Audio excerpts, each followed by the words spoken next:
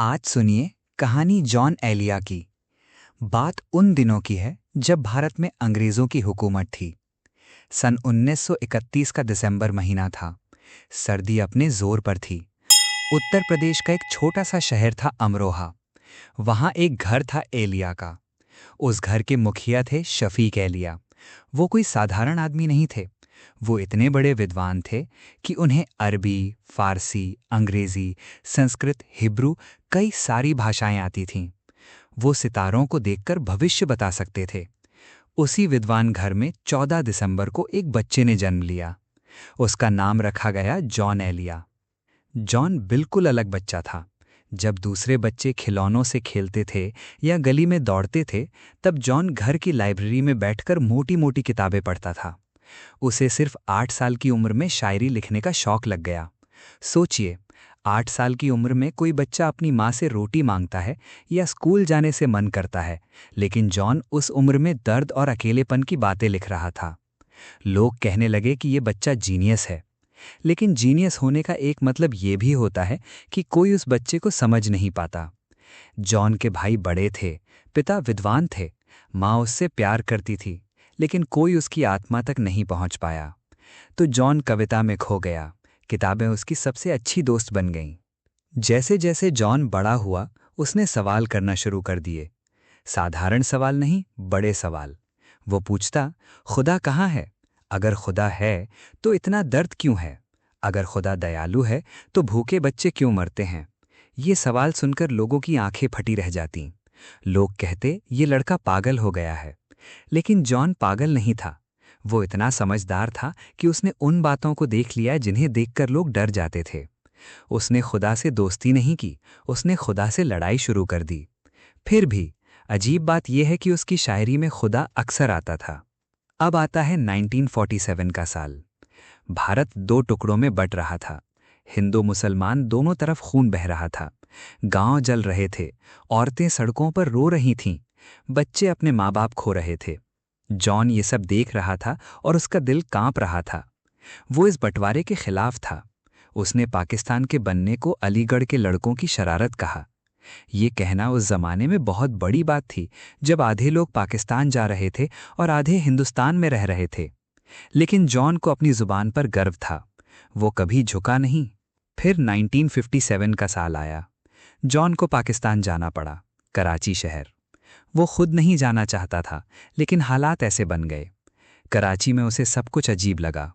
वहाँ का मौसम, वहाँ के लोग, वहाँ की गलियाँ, सब उसे बेगाना लगा। वो भारत को याद करता था, अपने अमरोहा को याद करता था, जहाँ उसने बचपन बिताया था। लेकिन अब वापसी मुमकिन नहीं थी। कराची उसकी जेल बन गया, एक खूबसूरत, दर्दनाक जेल। कराची में जॉन ने बहुत सादगी भरी जिंदगी बिताई। उसके पास पैसा नहीं था, नौकरी नहीं थी।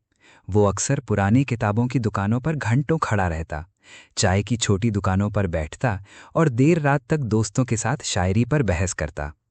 वो बहुत पढ़ता था, बहुत लिखता था, लेकिन छपवाना नहीं चाहता था। उसके दोस्त उससे कहते, जॉन तुम्हारी शायरी बहुत अच्छी है, इसे लोगों तक पहुंचाओ। लेकिन जॉन कहता, मैं जो लिखता हूं वो मेरा है, दुनिया को इससे क्या मतलब। शायद वो सही था, शायद वो गलत था, लेकिन ये तय है कि उसे अपनी शायरी पर भरोसा नहीं था, भले ही दूसरों को वो बहुत पसंद आती थी। अब बात करते हैं जॉन के दिल की। 1970 के दशक में उसकी मुलाकात हुई ज़हीदा हिना से। वो भी एक लेखिका थीं, समझदार औरत थीं। दोनों को प्यार हो गया। जॉन ने ज़हीदा से शादी कर ली। ये उसकी ज़िंदगी का सबसे सुहाना दौर था। कम से कम दिखने में तो सुहाना ही था। दोनों साथ रहते थे, किताबों पर बातें करते थे, शायरी पर बहस करते थे। लेकिन जॉन को सुकून नहीं मिला। शायद उसे कभी सुकून नहीं मिला। वो बहुत पीने लगा, रात रात भर जागता, कभी छत पर चला जाता, कभी कब्रिस्तान में बैठ जाता। ज़हीदा उसे समझाने की कोशिश करती, लेकिन जॉन अपने दर्द में इतना डूब चुका था कि कोई उसे बाहर नहीं निकाल सकता था। 22 साल साथ रहने के बाद 1992 में उनका तलाक हो गया। ये जॉन के लिए ऐसा धक्का था जैसे कोई पेड़ जड़ से उखड़ जाए। वो पहले से अकेला था, लेकिन अब उसकी तन्हाई और गहरी हो गई। वो और भी ज्यादा पीने लगा। उसकी सेहत खराब होने लगी। लेकिन हैरानी की बात यह है कि इसी दर्द ने उसकी शायरी को जन्म दिया। जब वो दर्द में चीखता था तो उसकी कलम बहुत खूबसूरत शेर लिखती थी। लोग कहते हैं कि जॉन का हर शेर उसके टूटे दिल का एक टुकड़ा है। जॉन को शोहरत से बहुत परहेज था। वो नहीं चाहता था कि लोग उसे पहचाने, लेकिन दुनिया उसे ढूंढ ही लेती है, चाहे वो छिपना चाहे। 1991 में जब वो 60 साल का था, तब उसकी पहली काव्य संग्रह छपी, शायद। सोचिए, 60 साल की उम्र में, जब ज्यादातर शायर सब कुछ छाप चुके होते हैं, तब जॉन अपनी पहली किताब लेकर आया। इस किताब ने धूम मचा दी। लोगों को लगा कि ये कोई नया शायर है, लेकिन ये वही जॉन था जो 40 साल से लिख रहा था, बस छपने से डरता था। शायद के बाद लगातार उसकी और किताबें छपीं, यानी, लेकिन, गुमान, गोया। हर नाम में एक सवाल था। जॉन किताबों के नाम से ही सवाल पूछ रहा था। शायद मतलब शायद मैं हूं, यानी मतलब ये है, लेकिन मतलब परंतु, गुमान मतलब शक, गोया मतलब मानो। वो अपनी किताबों के नाम में ही पूरे दर्शन छुपा गया। जॉन ने सिर्फ शायरी नहीं लिखी, उसने बहुत सारी पुरानी किताबों का फारसी और अरबी से उर्दू में अनुवाद किया। ये बहुत मुश्किल काम है, लेकिन जॉन के लिए ये खेल था। उसने सूफीवाद, इस्माइलवाद, मुताज़िला दर्शन जैसी मुश्किल चीज़ों का अनुवाद किया। लेकिन ये सब उसने चुपके से किया। उसे तारीफ पसंद नहीं थी, उसे पसंद था अकेले रहना और लिखते रहना। जॉन के बारे में एक और दुखद बात है। उसके बड़े भाई रईस अमरोहवी भी बहुत बड़े शायर थे, लेकिन उनकी हत्या कर दी गई। ये घटना जॉन के लिए बहुत सदमा थी। उसके बाद वो और भी सतर्क हो गया।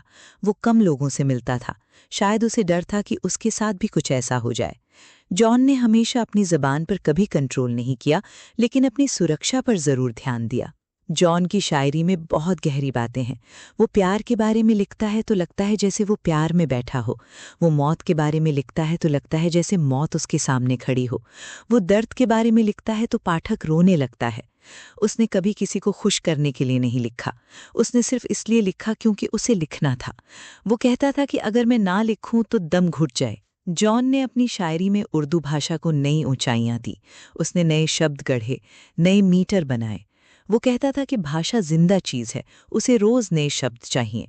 उसके कुछ शेर इतने मशहूर हुए कि लोगों की ज़बान पर चढ़ गए, जैसे इश्क ने जॉन हमें बर्बाद किया वरना हम भी इंसान थे कामयाबी के लिए। ये एक शेर है जो उसकी पूरी जिंदगी समेटे हुए है। वो कह रहा है, प्यार ने मुझे तबाह कर दिया, नहीं तो मैं भी कामयाब हो सकता था। कुछ लोग जॉन को नास्तिक कहते हैं, कुछ लोग उसे दीवाना कहते हैं, कुछ लोग उसे सूफी कहते हैं। सच क्या है? सच ये है कि जॉन किसी बंधन में नहीं बंधना चाहता था। वो मंदिर जाता था, वो मस्जिद भी जाता था। वो कहता था, सच तो वहाँ है जहाँ दिल है, मैं उस सच को ढूंढता हूँ। उसे इस बात की परवाह नहीं थी कि लोग उसे क्या कहेंगे। वो अपने रास्ते चलता था, भले ही वो रास्ता सुनसान क्यों ना हो। जॉन की जिंदगी का आखिरी दौर बहुत दर्दनाक था।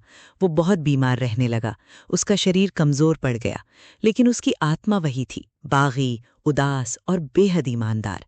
वो अब ज्यादा नहीं पी सकता था, वो अब ज्यादा घूम नहीं सकता था, बस अपने छोटे से कमरे में पड़ा रहता था और लिखता था। उसके आखिरी दिनों में उसके बहुत कम दोस्त आते थे, लेकिन जो आते थे वो देर तक बैठे रहते थे, क्योंकि जॉन के पास वो बात थी जो किसी के पास नहीं थी, सच्चाई। 8 नवंबर 2002 को जॉन एलिया ने इस दुनिया को अलविदा कह दिया, कराची ने, उसी शहर में जहां वो 45 साल पहले उदास होकर आया था। उसकी मौत पर बहुत लोग रोए, लेकिन जॉन ने तो जीते जी कभी अपने लिए रोने नहीं दिया। वो हमेशा दूसरों के लिए रोया। अपनी शायरी में उसने हर उस दर्द को लिखा जो एक इंसान महसूस कर सकता है। आज जॉन एलिया हमारे बीच नहीं है। वो 2002 में चला गया, लेकिन उसकी आवाज़ मर नहीं पाई। उसकी किताबें आज भी बिकती हैं, उसके शेर आज भी लोगों की ज़बान पर हैं। जब कोई दिल टूटता है तो वो जॉन की शायरी पढ़ता है। जब कोई अकेला होता है तो उसे जॉन के शेर याद आते हैं। जब कोई खुदा से सवाल पूछता है तो जॉन उसके साथ होता है।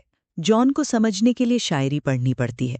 वो जितना मुश्किल लगता है उतना ही सीधा है। वो कहता है, मैं सीधा आदमी हूँ जो दिल में है कह देता हूँ। यही बात उसे दूसरों से अलग करती है। बाकी लोग अपनी बात छुपाते हैं, जॉन ने सब कुछ खोल कर रख दिया। अपनी कमज़ोरी, अपनी ताकत, अपना प्यार, अपनी नफ़रत, अपना खुदा, अपना शैतान, सब कुछ। आखिर में ये कहना गलत नहीं होगा कि जॉन एलिया सिर्फ एक शायर नहीं था, वो एक दौर था, एक दर्द था, एक सवाल था, एक लंबी उदास लेकिन ईमानदार ईमानदार रात थी। वो जिंदगी भर अकेला रहा, लेकिन उसकी अकेली आवाज आज हजारों गले मिलकर गाती है। वो चाहता था कि लोग उसे ना समझें, लेकिन लोग उसे पागलों की तरह समझते हैं। वो शोहरत से भागा, लेकिन शोहरत ने उसे ढूंढ निकाला। वो खुदा से लड़ा, लेकिन लोग उसकी शायरी में खुदा ढूंढते हैं। जॉन एलिया की कहानी यहीं ख़त्म नहीं होती। उसकी कहानी तब ख़त्म होगी जब उर्दू की आखिरी किताब चलेगी, जब दिलों से दर्द ख़त्म हो जाएगा, जब कोई प्यार में नहीं टूटेगा, जब कोई खुदा से सवाल नहीं पूछेगा। और ऐसा होना नामुमकिन है, इसलिए जॉन एलिया हमेशा जिंदा रहेगा। हर उस शख्स के दिल में जिसने सच्चा प्यार किया, हर उस इंसान की ज़बान पर जो झूठ नहीं बोलता, हर उस आँख के आंसू में जो बेवजह बहता है। और कहानी के अंत में जॉन का एक शेर याद आता है, मेरे मरने के बाद मेरा नाम क्यों लेते हो? मैं तो उस शहर में रहता था जहाँ कोई पहचान नहीं थी। लेकिन हकीकत ये है कि आज उसका नाम हर जगह है, चाहे कराची हो या दिल्ली, चाहे लाहौर हो या लखनऊ। जॉन एलिया अब एक शायर नहीं, एक कहानी है। एक ऐसी कहानी जो आपने अभी पूरी सुनी, और शायद जब आप इसे किसी और को सुनाएंगे तब ये और भी लंबी हो जाएगी।